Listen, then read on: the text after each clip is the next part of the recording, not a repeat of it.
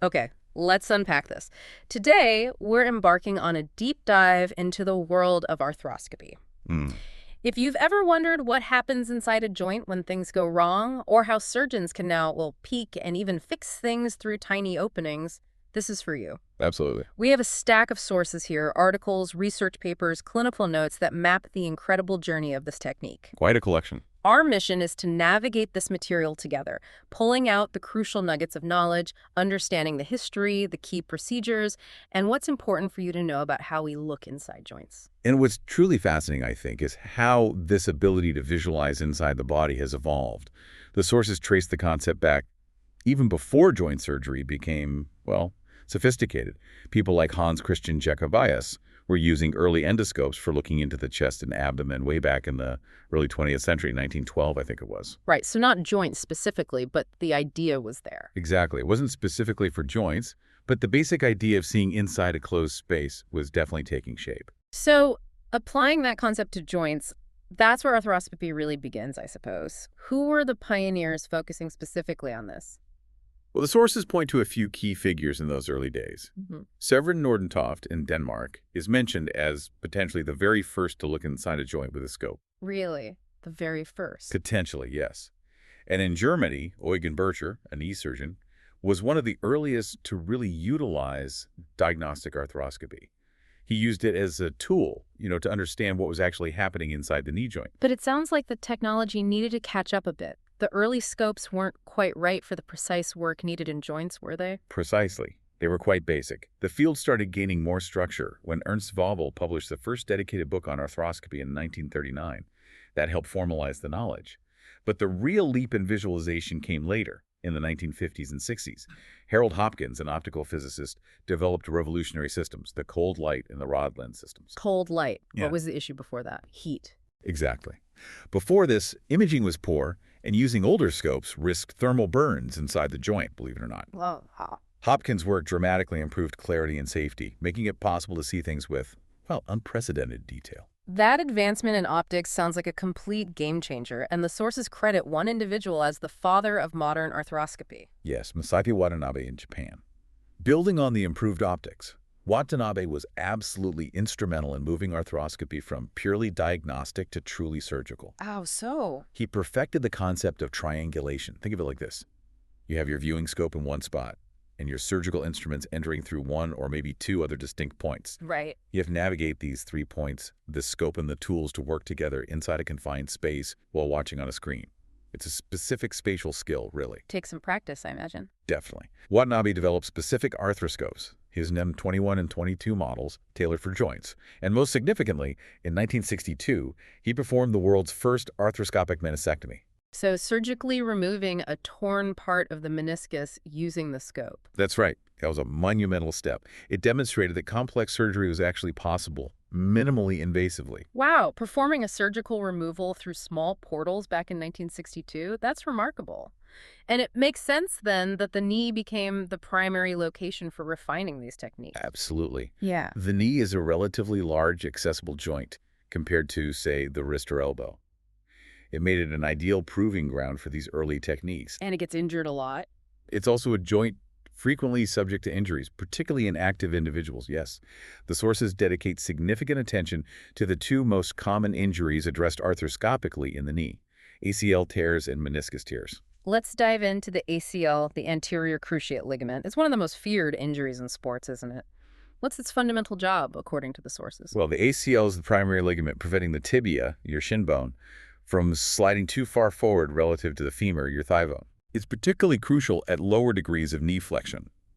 The sources cite research, like the study by Beenan and colleagues, demonstrating that the ACL provides the greatest resistance to anterior tibial translation, specifically when the knee is flexed to about 30 degrees. 30 degrees. That's also the angle where maximum instability is felt if the ACL is torn. Okay, so diagnosis naturally focuses on testing that stability at around 30 degrees flexion. That sounds like the Lachman test we hear about. Exactly. The Lachman test is described as the gold standard clinical examination for ACL insufficiency. Performed with the knee at 30 degrees, the sources report impressive sensitivity and specificity, around 95%. 95%, that's high. It is. What you're looking for is excessive forward movement of the tibia on the femur, A positive test feels different. Instead of a firm, abrupt stop to the movement, you get a soft or mushy endpoint. Ah, Sources even provide a standard grading system for the amount of laxity. Grade 1 is 1 to 2 millimeters of translation, grade 2 is 6 to 10 millimeters, and grade 3 is over 10 millimeter. The quality of the endpoint is also graded firm, soft, or absent. what about the anterior drawer test, the one done at 90 degrees flexion? Is that less reliable? It generally is, particularly in an acute setting. The sources explain that at 90 degrees, the ACL is under less strain, actually, and other structures, like the medial collateral ligament or the menisci, can sometimes mask the instability. Makes sense. In an acutely injured knee, pain and muscle guarding can make both tests difficult to interpret, you see. It can lead to false negatives. Right. However, the sources note that under anesthesia, the diagnostic value of both tests, especially the Lachman, improves significantly. It approaches 100% accuracy for the Lachman then. And the pivot shift test. Ah, yes, the pivot shift test is also mentioned as another important clinical test. It demonstrates that dynamic instability in an ACL-deficient knee, although they do mention it can be falsely negative if there's a concomitant locked bucket handle, meniscus, tear-blocking things. Interesting complication. Beyond the hands-on exam, the sources discuss objective measurements too. Yes, using instrumented tests. Devices like the KT1000, KT2000, or the rollimeter allow surgeons to quantify the amount of anterior tibial translation in millimeters. So you get a number. Exactly. This provides an objective numerical measure of the degree of laxity. It can be helpful for documenting the injury and comparing knees, perhaps before and after surgery. So once the diagnosis is made, if reconstruction is needed, what techniques are highlighted for building the new ACL? The sources cover several techniques, including transtibial, outside in, inside out, and all inside methods. A major focus, quite rightly, is on the technical precision required to create the tunnels. The tunnels in the bone where the graft goes. Precisely, where the graft will be placed in both the tibia and femur. For the tibial tunnel, they detail specific landmarks for placement, such as referencing the posterior horn of the lateral meniscus, the anterior border of the PCL, or the interspinous area. Getting the angle right is also stressed, typically around 55-65 degrees horizontally and 25 degrees sagittally, often planned close to the medial collateral ligament. Why is getting the tunnel placement and angle so important? It sounds very technical. Oh, it's absolutely critical for success. The sources explain that non-anatomical tunnel placement is a major cause of graft failure and persistent laxity. Right. If the tibial tunnel is too anterior, for example, or the femoral tunnel too vertical, which can be a risk with some transtibial techniques if you're not careful, the graft ends up in a non-anatomical position. So that just doesn't work like the original ACL. It won't function like a normal ACL, no. It leads to abnormal forces, strain on the graft, and a much higher chance of the reconstruction stretching out or re-tearing. And tunnel length is also mentioned. That seems like a subtle detail, but the sources say it matters. It does matter, yes. The sources suggest an ideal tunnel length of 4 to 5 centimeters. If the tunnels are too short, say less than 4 centimeters, it can lead to complications down the line, such as the tunnels widening over time, the graft loosening, or even the graft impinging against other structures in the joint during motion, particularly extension. So careful planning is needed to ensure sufficient tunnel length for stable graft fixation. And how is the new graft actually secured in those tunnels? Interference screws are a common method highlighted in the sources. These are screws, often bioabsorbable now, that are inserted alongside the graft within the bone tunnel. They compress the graft against the tunnel walls, providing that crucial initial fixation. This is typically done under arthroscopic visualization, of course. When choosing the graft material itself, there's the choice between using the patient's own tissue, autograft, or donor tissue, allograft. What do the sources say about this? Both options are presented. Common autograft sources include the hamstring tendons, patellar tendon, or perhaps the quadriceps tendon. Allografts come from deceased donors. And are they equivalent? Well, the sources note that the success in healing of allografts can be influenced by how the tissue is processed, sterilized, and stored. That's quite important. While allografts undergo similar biological healing stages, an initial inflammatory phase, then revascularization, then remodeling into ligamentous tissue, the sources suggest that allografts may experience a more prolonged inflammatory response and potentially slower cellular incorporation and remodeling compared to autografts. So there are potential differences in healing speed or maybe even final strength down the line with allografts compared to autografts. That's the implication from some of the findings presented, yes. And returning to tunnel placement, achieving an anatomical position for the graft is paramount, regardless of whether you use autograft or allograft. The sources repeatedly link non-anatomical reconstruction, especially that vertical femoral tunnel issue we mentioned, to significantly higher rates of failure and residual laxity. A particularly complex area must be ACL reconstruction in children and adolescents who still have open growth plates. That seems fraught with risk. It absolutely is, Yeah. because you run the risk of injuring the physis or growth plate, which could potentially lead to altered growth or deformity later on. Right. The sources delineate phases based on skeletal maturity, prepubertal girls under 13 and boys under 15, and then the pubertal phases, girls 13, 14, boys 15, 16. In prepubertal children with significant growth remaining, special pediatric surgical techniques are necessary to avoid drilling tunnels that cross the physis altogether. What specific deformities are they concerned about if the growth plate is damaged? Well, if the tibial tunnel entrance point is too anterior, it can tether the growth plate and cause a recurvatum deformity, where the tibia grows sort of backwards relative to the femur, leading to a hyperextended knee. Okay. If the tibial tunnel is too proximal and medial, it could potentially lead to a varies deformity, a bow-legged appearance. The sources discuss conflicting findings regarding drilling across the growth plates in older children, though. Yes, the transphysial techniques drilling tunnels across the growth plate, which are often used in adolescents who are closer to skeletal maturity. Studies like one mentioned reported seeing focal disruptions in the growth plate on MRI after these procedures in adolescents, Oh. but often without noticeable clinical growth consequences, interestingly. But it's different for younger children. The risk profile changes. Yes, the sources suggest a bit of a paradox, actually. Adolescents might have a higher risk of developing epiphysiodesis, that's premature closure of the growth plate, from transphysial drilling compared to very young children. Really? That seems counterintuitive. It does. However, if epiphysiodesis does occur in a very young child with lots of growth remaining, the resulting deformity can be much more severe and clinically dramatic. Some theories suggest that the bone bridges that might form across the physis after drilling could be easier to break in younger children, potentially mitigating the risk, but the potential consequences of growth arrest are far more significant if it does happen. It's a very fine balance, then. It is. It highlights the critical need for precise surgical technique and very careful patient selection based on skeletal maturity. That really underlines the complexity of orthopedic surgery, especially when dealing with growing bones. Let's shift gears to meniscus tears, another very common knee issue the sources cover. Meniscus tears are incredibly frequent, yes. And as the sources note, they're often associated with ACL injuries, occurring about 1/3 of cases, roughly. And there's a pattern there, too. There's an interesting pattern here, too. Lateral meniscus tears on the outside of the knee are more commonly found with acute ACL tears, often sustained in the same traumatic event. Medial meniscus tears on the inside are more frequent in knees with chronic ACL deficiency, Why is that? meaning the ACL has been torn for a while. This is thought to be because without a functioning ACL, the medial meniscus, particularly its posterior horn, takes on increased load and strain over time, making it more susceptible to tearing. I see.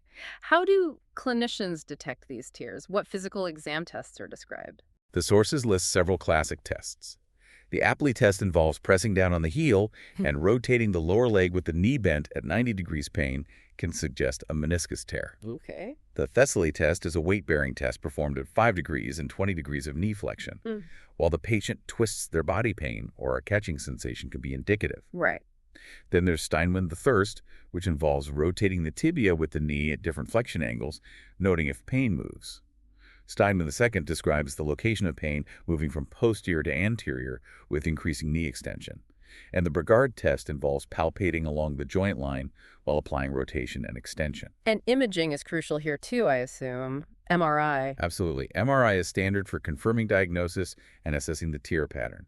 The sources describe the typical MRI grading system. Grades 1, 2, 3. Yes, grade 1 and 2 lesions represent areas of abnormal signal intensity within the meniscus that don't reach the articular surface, often representing degeneration or intrameniscal fluid, but not a true tear that extends to the joint surface. Grade 2 even has subcategories based on the shape of the hyperintensity linear, radial, globular.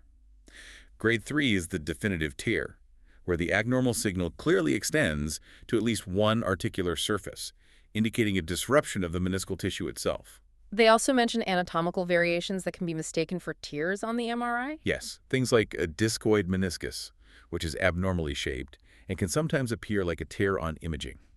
A meniscal flounce, which is just a fold in the meniscus, or meniscal ossicle, a piece of bone within the meniscus, or even chondrocalcinosis, calcium deposits, can sometimes mimic the appearance of a tear. So accurate interpretation is key. Accurate description of the tear pattern and location is critical for surgical planning, yes.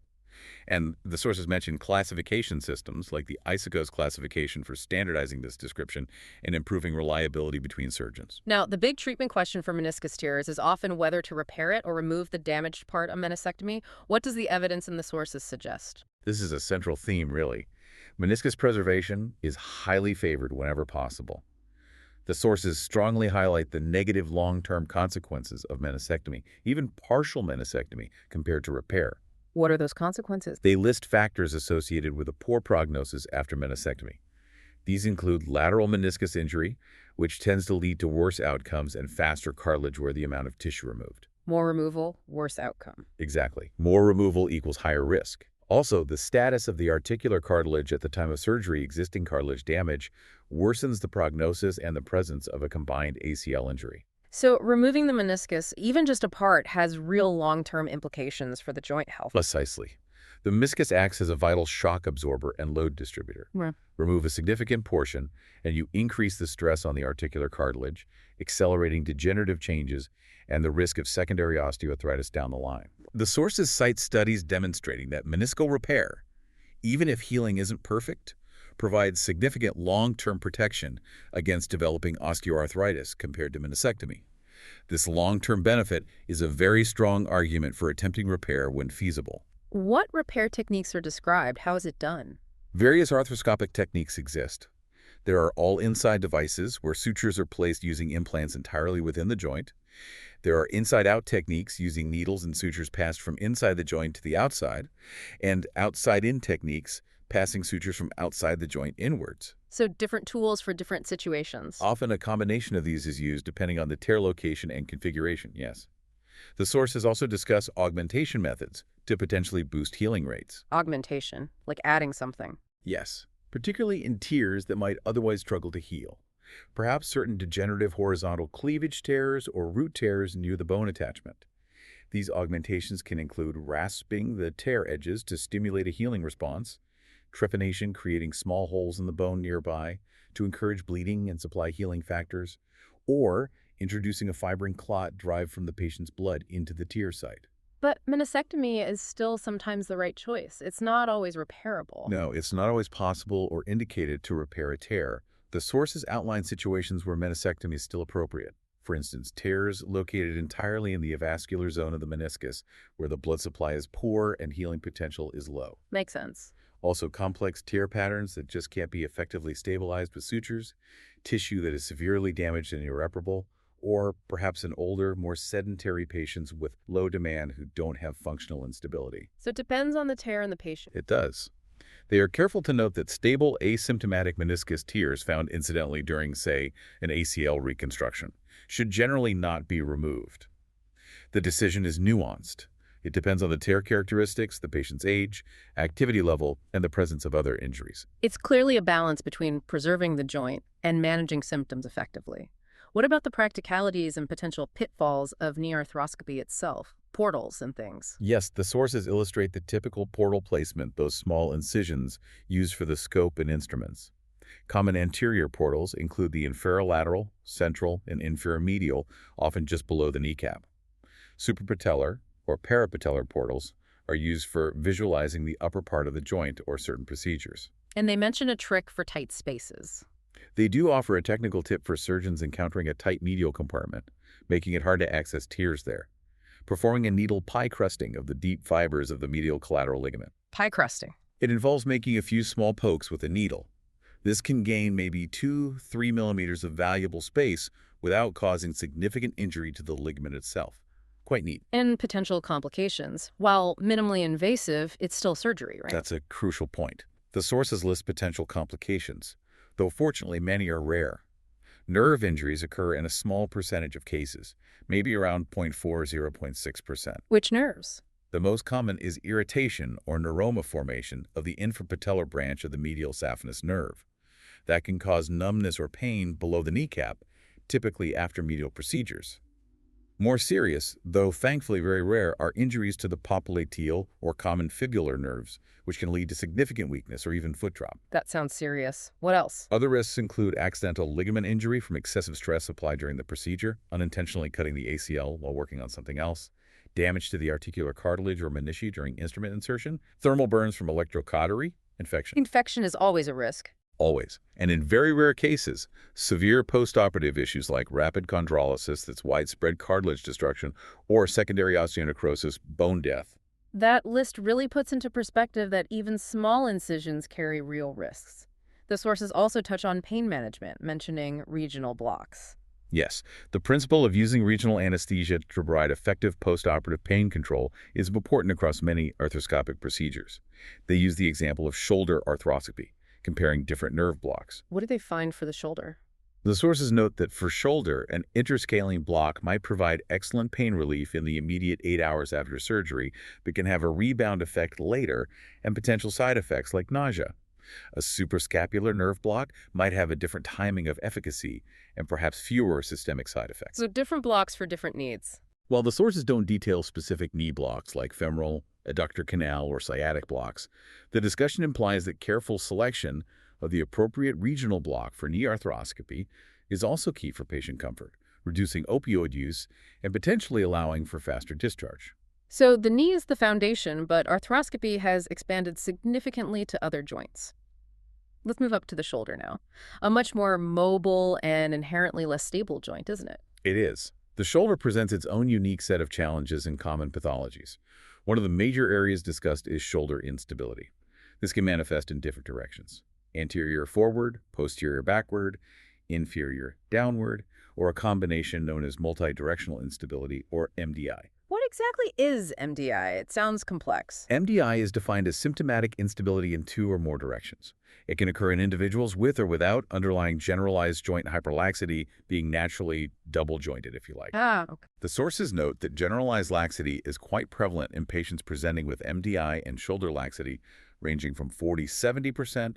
MDI can result from trauma or be atraumatic, developing over time, especially with repetitive activities. What kind of symptoms might someone with shoulder instability experience? You mentioned daily activities. Patients often describe pain, a feeling of the shoulder slipping out or subluxing, or even full dislocations.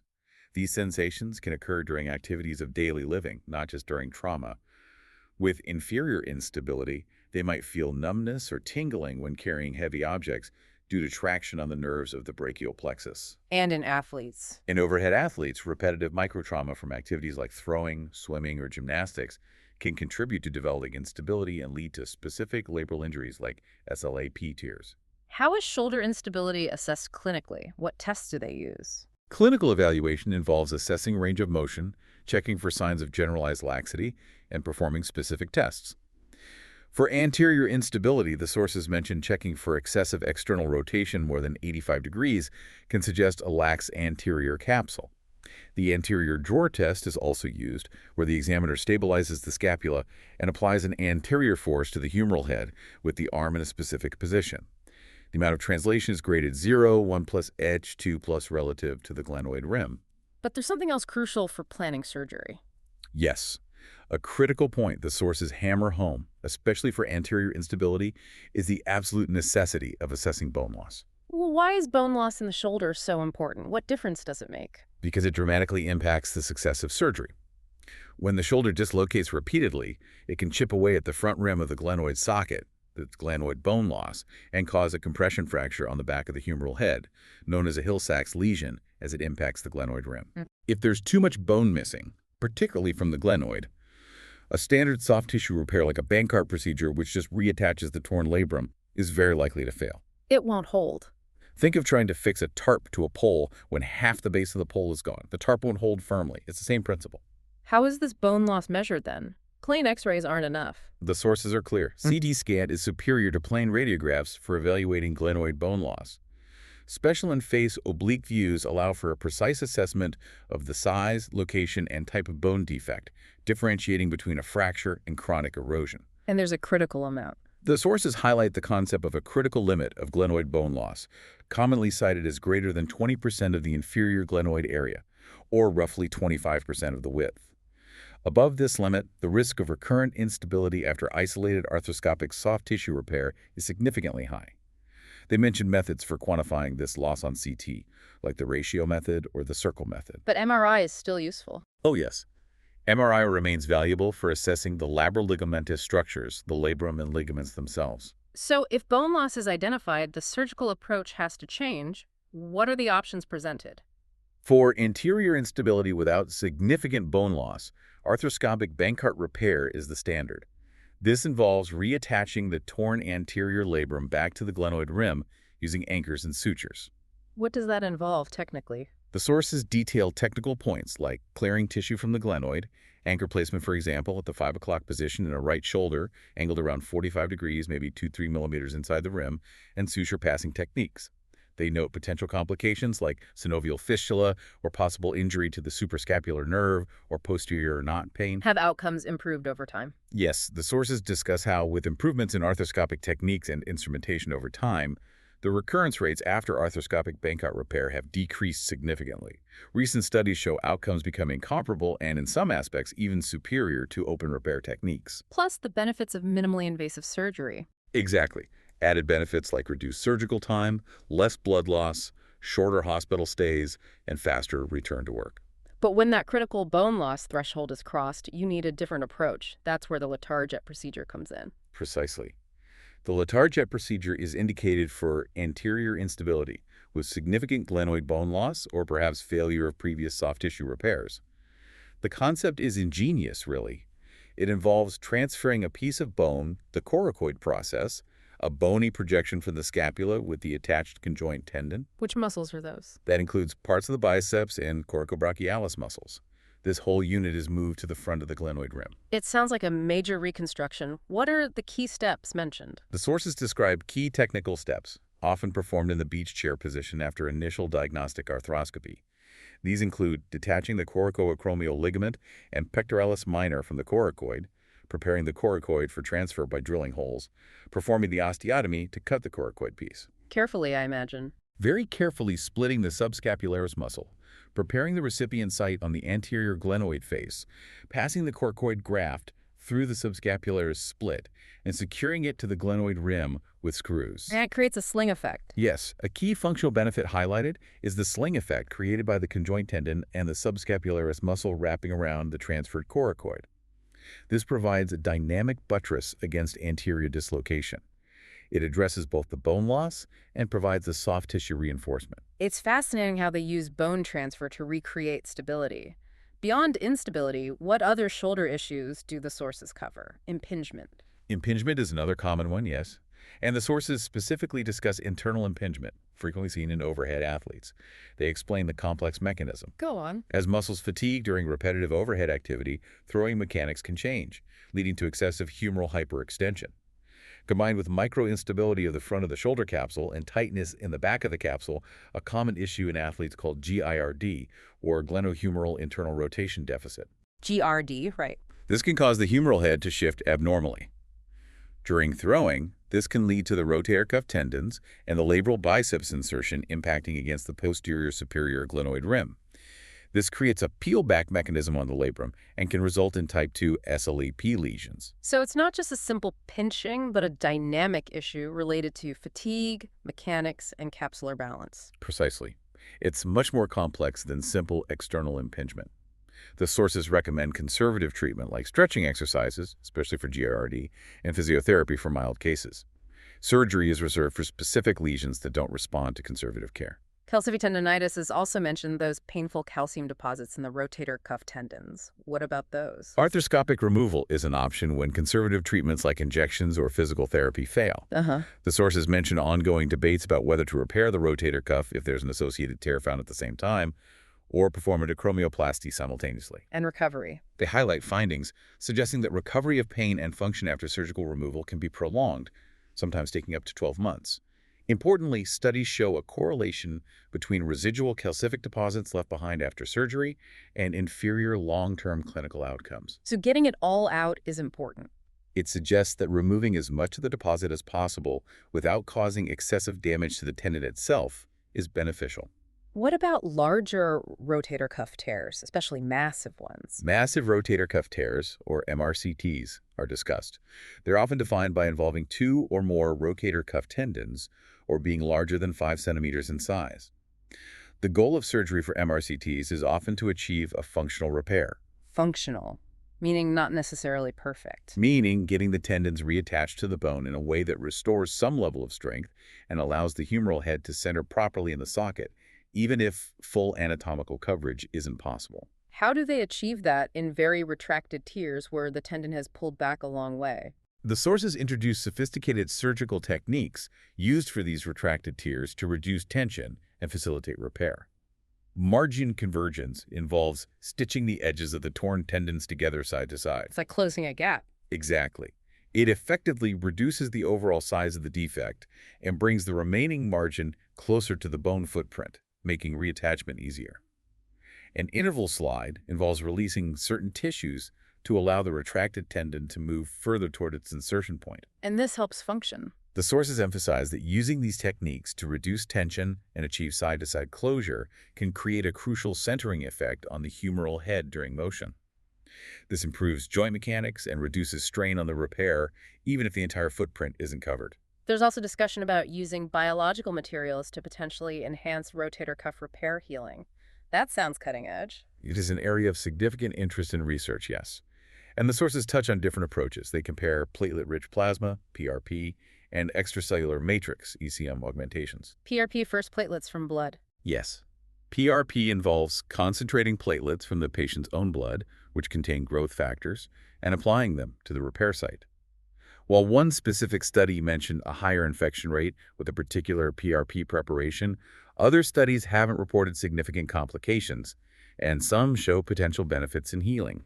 And ECM, that sounds different. For ECM augmentations derived from various tissues, often animal origin, xenografts' sources highlight some concerning findings with certain products, specifically mentioning restore and cuff patchy in some studies. Concerning how? These materials triggered significant inflammatory reactions in some patients, leading to worse clinical outcomes. That included decreased strength, increased impingement symptoms, and slower resolution of pain. So not all biological augments are created equal, and some can actually be detrimental due to inflammation. That's important. That's a key finding from the sources regarding certain ECM products, yes. The biological response to the material seems critical.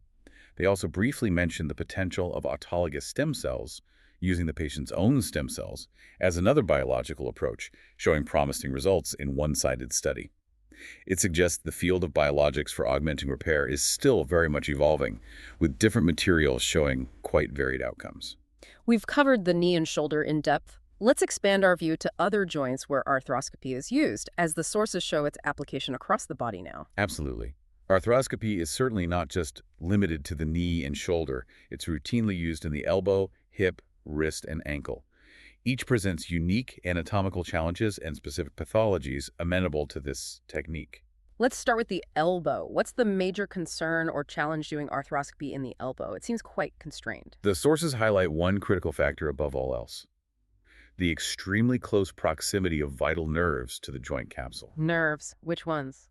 The ulnar nerve, the posterior interosseous branch of the radial nerve, and the median nerve are all in the immediate vicinity. The sources mention that these nerves can be as close as 6 millimeters to the capsule. 6 millimeters, that's tiny. It is. It makes instrument placement and manipulation particularly hazardous. That sounds incredibly nerve-wracking for the surgeon. What safety measures are paramount? Mandatory safety measures are stressed. Meticulous capsular distension, using fluid to push the soft tissues and nerves away from the working area, consistent use of appropriate retractors to protect the nerves, and mandatory identification and protection of the ulnar nerve, especially during procedures involving the medial side of the joint or in patients where the ulnar nerve is hypermobile or subluxates. And portal placement. Specific portal placement, like anterolateral, anteromedial, and posterolateral portals, must be done with extreme care and anatomical knowledge to avoid these structures. A common problem in the elbow is stiffness. How is that treated arthroscopically? Elbow stiffness, which can occur after trauma, fractures, or in degenerative conditions, is diagnosed using imaging like MRI, ultrasound, and sometimes EMG if nerve entrapment is suspected. Arthroscopic treatment involves performing a capsular release. Cutting the tight capsule. Carefully cutting the tight areas of the joint capsule that are restricting motion, yes. And trimming any osteophytes' bone spurs that are blocking movement. Immediate postoperative mobilization is crucial, often facilitated by effective pain control using regional blocks like an infraclavicular plexus block. Is it safer than open surgery for stiffness? Well, the sources note studies suggesting that arthroscopic capsular release can be safer in terms of nerve injury risk compared to open procedures for stiffness. However, they also acknowledge that some degree of recalcitrant stiffness can still persist, particularly in complex post-traumatic cases. They also mention using arthroscopy for certain fractures and OCD lesions in the elbow. Yes, studies cited report good functional outcomes and successful return to sports after arthroscopic management of specific radial head fractures, particularly Mason type 2, 3, and 4, as well as osteochondritis dissecans or OCD lesions of the capitellum, that's the lower part of the humerus that articulates with radial head. And a specific instability pattern for the elbow, posterolateral rotatory instability, or PLRI. What's that? PLRI is an important pattern to recognize, yes. It involves injury to the LCL complex, the lateral collateral ligament structures, which are the primary restraint to posterolateral rotation of the ulna on the humerus. How does it happen? It can be caused by repetitive stress, iatrogenic injury perhaps from steroid injections or previous surgery, or classically, a fall with axial compression, valgus force, and supination. Patients typically report lateral elbow pain, clicking, locking, or a sensation of their elbow giving out, especially with activities that combine forearm supination, valgus stress, and axial load. Like opening a door. A classic example is feeling the elbow displace or rotate when opening a doorknob or pushing up from a chair. The O'Driscoll classification is used to grade the severity. Moving down, hip arthroscopy has become increasingly popular. What's a major indication for hip arthroscopy covered in the sources? FAI. A key indication is indeed femoroacetabular impingement, or FAI. The sources describe FAI as an abnormal shape or orientation of the femoral head, or acetabulum, leading to premature contact between these bones during normal hip motion. And this causes damage.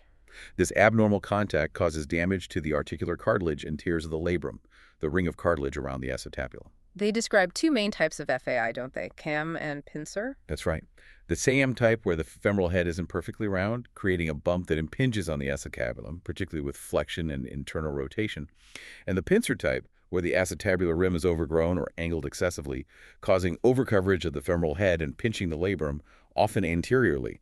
Labral tears are a very common source of pain in FAI. How is the torn labrum managed during hip arthroscopy? Repair or remove? The sources discuss the debate between debridement, simply trimming the torn, damaged portion, versus repair, where the labrum is stitched back to the acetabular rim. For cases with a severely deficient labrum, perhaps from repeated debridement or trauma, labrum reconstruction is an option discussed. Reconstruction, using a graft. Yes, this involves using a tissue graft to recreate the labral structure. The sources indicate that reconstruction shows promising short-term functional improvements in young patients without significant pre-existing arthritis, but they stress the need for more long-term outcome studies. What are some technical considerations specific to hip arthroscopy? Access seems difficult. Portal placement is crucial due to the deep location and surrounding anatomy. The anterolateral portal is often established first. Accessing certain impingement lesions, particularly CAM lesions located posteriorly or posterolaterally, can be challenging and may require specific portal approaches like the APCC, ALPCC, or PLPCC. Sounds complicated. Sometimes requiring internal rotation of the hip. And a point of paramount importance highlighted in the sources, similar to the shoulder actually, is capsular preservation. Why is hip capsular preservation so critical? Why not just cut it? Because failing to do so can lead to iatrogenic instability caused by the surgery itself. The hip capsule, particularly the iliofemoral ligament anteriorly, is a major stabilizer of the hip joint. Ah, I see. If the capsulotomy, the surgical cut in the capsule to gain access, is not repaired at the end of the procedure, or if a capsulectomy, removal of a portion of the capsule, is performed, it can lead to excessive laxity. This is especially true after the underlying bone shape has been corrected by rim trimming or osteoplasty for CAM lesions. The sources explicitly state that unrepaired capsulotomy or capsulectomy is not recommended due to the risk of instability. So how do they protect it? Techniques like performing a specific interportal capsulotomy, cutting the capsule between two portals, or using traction stitches to protect the capsule during the procedure are mentioned. They also warn about the risk of iatrogenic cartilage damage or even a femoral neck fracture if too much bone is resected when treating a CAM lesion. It's a careful balance. It sounds like preserving stability is a theme that runs through arthroscopy, whether it's ligaments, menisci, labrums, or capsules. It absolutely is. The minimally invasive access is a benefit, of course, but the underlying surgical goal remains restoring or maintaining joint mechanics and stability to ensure long-term function and reduce the risk of future degeneration. Finally, let's look at arthroscopy in the wrist and ankle. What key points do the sources cover for these smaller joints? They must be tricky. For the wrist, a major challenge noted is simply the small size and the complex, tightly packed anatomy. This increases the risk of iatrogenic damage to ligaments or nerves during the procedure. What are some common wrist conditions treated arthroscopically? Ganglions. Arthroscopic removal of dorsal wrist ganglia. Those fluid-filled cysts on the back of the wrist is discussed, yes. A common technique involves using a transcystic approach, entering through the ganglion itself into the midcarpal joint to remove the pathological capsule at the stalk while trying to preserve the crucial surrounding ligaments. What else? Ligaments. Scapholinate, or SL, ligament lesions, injuries to the ligament between the scaphoid and lunate bones, often associated with distal radius fractures, are also mentioned. Arthroscopy plays a role in both diagnoses, including dynamic assessment from the midcarpal joint and sometimes treatment. Arthroscopy is also used for inspecting joints and the TFCC, the triangular fibrocartilage complex, in degenerative conditions and debriding flap tears in the TSCC. And they mentioned partial wrist fusions done arthroscopically. That sounds quite involved. Yes, arthroscopic partial wrist fusions are a treatment option for conditions like SLAC scapholinate advanced collapse or SNA scaphoid non-union advanced collapse wrist. These are patterns of arthritis and instability resulting from chronic ligament injury or scaphoid non-union. So for arthritis, They're also used for other causes of localized instability or arthrosis. The concept is to fuse specific carpal bones together using arthroscopy to provide stability and relieve pain while preserving motion in the remaining joints. how's it done? The sources outline key steps, meticulously denuding the cartilage from the bone surfaces intended for fusion until punctate bleeding is achieved, ensuring carpal height is maintained, using K-wires for provisional alignment, harvesting bone graft often from the distal radius, inserting the graft, and finally securing the fusion with screws. What are the potential outcomes or challenges with these fusions? Do they always work? Based on a case series mentioned, a notable risk is painful non-union, where the bones fail to fuse. This occurred in about 14% of cases in their series, with about 12% ultimately requiring conversion to a total wrist fusion for pain relief. So there are alternatives. The sources mention that alternative options for these conditions include total wrist fusion, which provides more reliable pain relief but sacrifices all wrist motion, or denervation procedures for pain management. Lastly, the ankle. What does arthroscopy address in the ankle? Impingement. Common arthroscopic procedures in the ankle include treating impingement exostoses or bone spurs, which often form on the front of the tibia or talus, particularly in athletes, limiting motion and causing pain. Osteochondral defects, OCDs, of the talus damage to the cartilage and underlying bone on the talus dome are also frequently treated. Are all OCDs the same? The sources describe differences between medial OCD lesions, which are more common, often deeper and cup-shaped, associated with torsional injuries, and lateral OCD lesions, which tend to be more shallow, wafer-shaped, more often displaced, and associated with shear injuries. How are these OCDs managed arthroscopically? Patients typically present with persistent pain and swelling after an injury. Diagnosis is aided by X-rays, though visibility depends on size, and especially MRI. Arthroscopic treatment involves debridement, removing the damaged cartilage and unstable bone. For smaller lesions, microfracture is often performed. Microfracture, making holes. Yes, this involves using instruments to make small holes or perforations in the underlying bone beneath the defect. The goal is to stimulate bleeding and allow mesenchymal stem cells from the bone marrow to migrate to the defect and form fibrocartilage, a type of repair tissue. The sources note effectiveness can vary, with challenges for treating lesions located in the posterior part of the talus. And for bigger lesions. For larger, full-thickness cartilage lesions, more advanced techniques are discussed, such as AMECI or matrix-induced autologous chondrocyte implantation. That sounds complex. 2 stages. It is a 2-step procedure. First, harvesting a small piece of the patient's healthy cartilage. Second, sending it to a lab where the chondrocytes, the cartilage cells, are isolated, multiplied, and seeded onto a bioresorbable scaffold. This scaffold is then implanted into the prepared OCD defect arthroscopically or with minimal incisions. Are there advantages? The sources note technical advantages of using the scaffold and the potential for an all-arthroscopic approach, although placing the scaffold precisely in posterior lesions can still be challenging.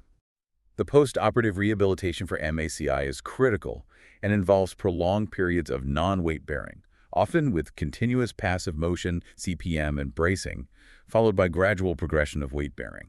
It's clear that from the rudimentary scopes of Jacobaeus to complex cell-based implantation techniques, arthroscopy has transformed significantly.